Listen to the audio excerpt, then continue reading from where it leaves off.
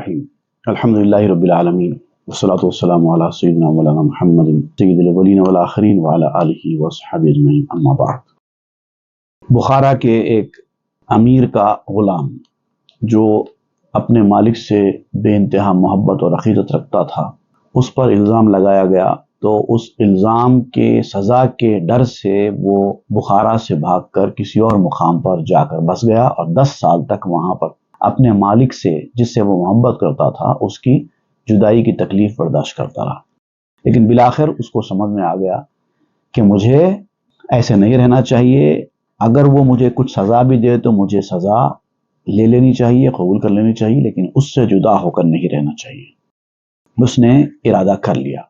کہ میں واپس اب بخارا کو چلا جاؤں گا، لیکن چونکہ اس پر الزام تھا اور اس کو سزا ہونے کا امکان تھا تو اس کے نام نہاد دوستوں نے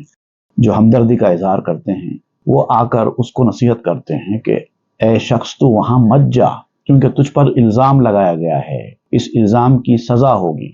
وہ مالک جو تجھے ڈھونڈ رہا ہے، اپنے لوگوں کو لگا کر تیری تلاش کر رہا ہے، سپاہیوں کو ہر طرف پھیلا کر تیری تلاش کر رہا ہے، وہ کتنی بے صبری سے تیرا انتظار کر رہا ہوگا۔ تو اس کو نہیں مل رہا ہے تو یہ اللہ کی طرف سے ہے، اس کا شکر ادا کر اور مت جا، اپنے ہاتھ سے اپنی قبر مت کھود لے۔ تو یہ نصیحت کرنے والے نے اس کو نصیحت کی، اپنی انجام کی سوچ، اپنی عقل کا استعمال کر کیوں اپنے آپ کو ہلاک کرنے کی طرف جا رہا ہے، کیوں اپنے لیے آپ چھری تیز کر رہا ہے؟ بچ گیا ہے تو، خدا نے تجھے موقع دیا ہے، تو اپنے قید خانے کی طرف اب مت جا۔ یہ نصیحت لوگوں نے، اس کے دوستوں نے اس سے کی۔ اب یہاں پر آگے بیان ہوگا کہ اس کے بعد اس نے کیا کہا۔ عشق پنہاں کردبو دورا اسیر، آ موکل را نمی دیدہ نظیر۔ لیکن یہ جو نصیحت کرنے والا تھا اس کی باتوں پر اس نے زیادہ دھیان نہیں دیا، اس لیے کہ ایک چھپا ہوا عشق ہوتا ہے جس نے اس کو قیدی بنا لیا تھا۔ ہر آدمی کسی نہ کسی درجے میں عشق میں ہوتا ہے، کسی کا عشق ظاہری ہوتا ہے، کسی کا عشق باطنی ہوتا ہے۔ یہ عشق کے جس مقام پر تھا اس کے لیے 10 سال جدا رہنا خود بہت بڑی سزا ہو گئی تھی، اب وہ اور زیادہ نہیں رہ سکتا تھا۔ یعنی گویا کہ اس کے اوپر ایک چھپا ہوا عشق کا سپاہی تھا جو اس کو وہاں جانے پر اصرار کر رہا تھا، اپنے محبوب کے پاس چلو۔ ایک چھپا ہوا سپاہی جو بار بار اس کو اندر سے ترغیب دے رہا ہے کہ اپنے محبوب سے جدا مت ہو، تو جا جا۔ لیکن یہ جو نصیحت کرنے والا تھا، ڈرانے والا، اس کا دوست، اس کو اس کا سپاہی دکھائی نہیں دیتا تھا۔ وہ عشق کا سپاہی تھا جو اس کو نصیحت کر رہا تھا کہ اپنے مالک کے پاس جا، اپنے مالک کے پاس جا، اور وہ اس پر راضی ہو گیا تھا۔ لیکن یہ جو دوست ہے اس کو وہ سپاہی کہاں سے دکھائی دے گا، کیونکہ اس کے پاس تو عشق محبت ہے ہی نہیں، اس کو تو ظاہر دکھائی دیتا ہے۔ ہر موکل را موکل مختفیس، ورنہ او در بند سخت تبریز چیز۔ اب آپ کہتے ہیں کہ یہ جو چھپا ہوا سپاہی ہوتا ہے جو ہر انسان کو کچھ نہ کچھ دل میں وسوسے ڈالتا ہے، ہر انسان کے ساتھ ہوتا ہے۔ عشق کرنے والے کے ساتھ عشق کے راستے میں مدد کرنے والا سپاہی ہوتا ہے، اور دنیا دار آدمی کے پاس دنیا داری میں مدد کرنے والا سپاہی ہوتا ہے، گویا کہ شیطان ہوتا ہے، اور اس کا جو سپاہی ہے وہ بھی چھپا ہوا ہوتا ہے، اور اسی حساب سے آدمی کام کرنے لگتا ہے۔ جو دل میں اس کے بات ڈالی جاتی ہے وہ اس حساب سے ہی آگے کام کرتا ہے۔ خشم شاہ عشق بر جانس نشست، بر اوانیو سیاہ رویش بست۔ جس آدمی کے اوپر اس بادشاہ عشق کا غصہ نازل ہو جائے اس کے اوپر وہ سپاہی حاوی ہو جاتا ہے۔ یہ جو عاشق تھا یہ اپنے بادشاہ عشق کی مہربانیوں کے تحت تھا۔ بادشاہ عشق سے مراد اللہ تعالیٰ ہے،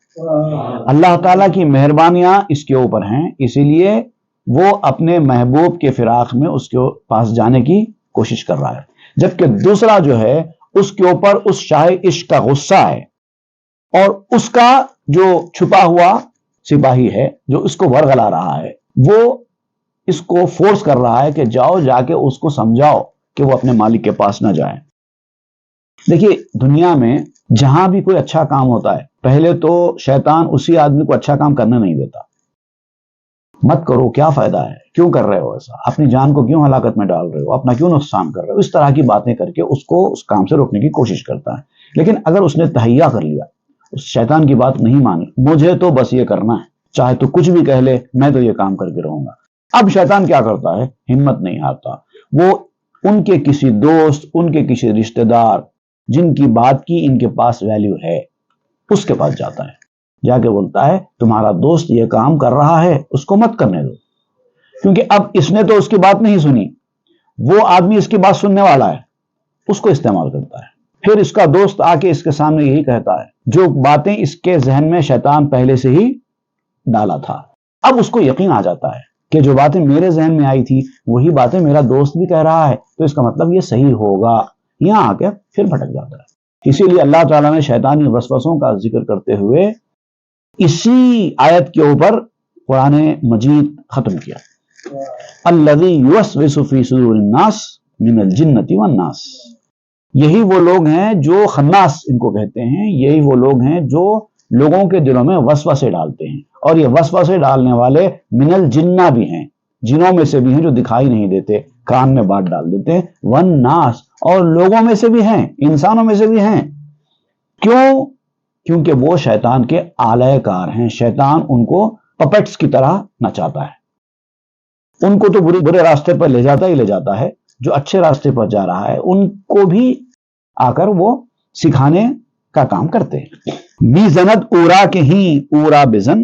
زا اوانان نہا افغان من۔ پہلے تو اس کو مارتا ہے، یعنی اس کو وسوسہ ڈال کر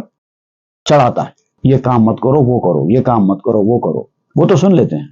پھر جو نہیں سننے والا ہوتا ہے اس کو ورغلانے کے لیے اس کو کام پہ لگاتا ہے، تم نے تو اچھا کیا، وہ کام نہیں کیا، اب تمہارا وہ دوست کرنے جا رہا ہے اس کو روکو، وہ آ کے اس کو بھی روکتا ہے۔ تو اب یہاں پر زا امانان نہا افغان من، مولانا روم کہتے ہیں کہ ایسے چھپے ہوئے سپاہیوں سے اللہ بچائے۔ ہر کے بینی درزیان میروت گرچ تنہا با اوانے میروت۔ آپ جس کو بھی دیکھتے ہیں وہ اسی طرح کی تباہی میں جا رہا ہوتا ہے۔ اگر کوئی آدمی برے راستے پر جا رہا ہے تو آپ کو تو یہ دکھائی دیتا ہے کہ وہ اکیلا ہے اور برے راستے پر چلا جا رہا ہے، لیکن حقیقت میں وہ اکیلا نہیں ہے، اپنے اس سپاہی کے ساتھ جا رہا ہے، وہ سپاہی اس کو لے جا رہا ہے جہنم کے راستے پر ورغلا کر۔ گر ازو واقف بدے افغان زدے پیش آ سلطان سلطانہ شدے۔ اگر وہ شخص واقف ہوتا اس چیز سے کہ اس کو شیطان وسوسے ڈال کر دوستوں اور رشتہ داروں کا استعمال کر کے اچھے کام سے روک کے برے کام کی طرف لے جا رہا ہے، اس حقیقت سے اگر وہ واقف ہو جاتا تو پھر اس شاہوں کے شاہ کے سامنے جا کر فریاد کرتا، اس سے مدد کی درخواست کرتا۔ جب بھی کوئی اچھا کام کرنے کا آپ ارادہ کریں، شیطان تو پہلے آپ کو وسوسہ ڈالے گا، اگر آپ اس کی نہ سنیں گے تو پھر انسان کی شکلوں میں شیطان آپ کے بیچ آ جائیں، کبھی دوست کی شکل میں، کبھی بھائی کی شکل میں، کبھی بیوی کی شکل میں، کبھی بچوں کی شکل میں، کبھی رشتہ داروں کی شکل میں، دوستوں کی شکل میں، پڑوسیوں کی شکل میں، کسی بھی شکل میں آ سکتے ہیں، وہ آئیں گے اور آپ کو اس کام سے روکنے کی کوشش کریں گے۔ تو ایسے میں آپ کی ذمہ داری یہ ہوتی ہے کہ فوری اللہ تعالیٰ کی بارگاہ میں سر جھکائے، یہ معاملہ اللہ تعالیٰ کے حضور میں پیش کرے، معروضہ کرے اور اس کے سپرد کرے، اس سے مدد طلب کرے، پھر اللہ تعالیٰ کی مدد حاصل ہوگی تو پھر آپ ان کی باتوں میں نہیں آئیں گے، ورنہ آپ ان کی باتوں میں آ جاتے ہیں۔ ریختے برسر بپیش شاہ خاک تا اما دیدے زدے وے سہمناک۔ اگر تم اپنے سر پر خاک ڈال لو اللہ کے پاس جھک کر، سر جھکا کر اپنے کچھ نہ ہونے کا اعتراف کر لو، اپنے ہاتھ میں کچھ نہ ہونے کا اعتراف کر لو، میں کچھ نہیں ہوں، میں ذلیل ہوں، میں خراب ہوں، میری کوئی بھی ساتھ نہیں ہے، مالک جب تک تو توفیق نہ دے میرا کچھ نہیں ہو سکتا، اس طرح کا رویہ جب تک آپ اختیار نہ کرو تب تک اس خوفناک شیطان سے عمل ملنا ممکن نہیں ہے۔ جب تک اللہ تعالیٰ کی مدد و نصرت حاصل نہ ہو شیطان کے شرنگیزیوں سے کوئی بھی آدمی نہیں بچ سکتا۔ میر دیدی خیش را اے کمز مور زان دیدی آ موکل را تو کور۔ اے اپنی حقیقت میں چونٹی سے بھی کم انسان، تیری جو طاقت ہے، تیری جو حیثیت ہے وہ ایک چونٹی سے بھی کم ہے، اور تو اپنے آپ کو سردار سمجھتا ہے، اسی لیے تیرے ساتھ ایسا ہوتا ہے۔ تو اپنے آپ کو سردار سمجھنا چھوڑ دے، اپنے آپ کو آزاد سمجھنا چھوڑ دے، اور جب تو اپنے آپ کو آزاد سمجھے گا تو وہ جو غیبی سپاہی ہے وہ تجھے نظر نہیں آئے گا، پھر وہ اپنی طرف تجھ کو لے کر چلا جائے گا۔ تو اس کو دیکھنے سے اندھا ہے، اسی لیے وہ تجھے اپنے اشاروں پر لے کر جا رہا ہے۔